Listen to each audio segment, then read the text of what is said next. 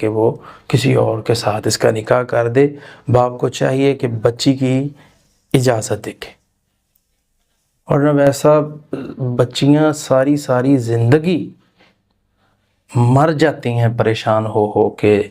حتیٰ کہ مجھے ایک ڈاکٹر نے اپنے دفتر میں بلایا، وہ جو پاگل خانے میں ڈاکٹر ہوتے ہیں نا، وہ ڈاکٹر تھا.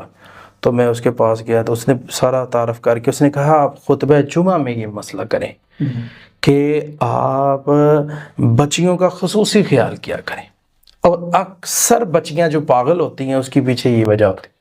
ڈاکٹر صاحب یہاں پہ ایک سوال ہے، اگر والدین کو پتا ہو کہ یہ لڑکا صحیح نہیں ہے جس کو پسند کرتی ہے، والدین کو پتا ہو کہ یہ لڑکا صحیح نہیں ہے، لیکن لڑکی کے ذہن کے، لڑکی کے خیال کے اندر کہ وہ لڑکا صحیح ہے جس کو لڑکی پسند کر رہی ہے، پھر کیا کرنا چاہیے یہاں پہ؟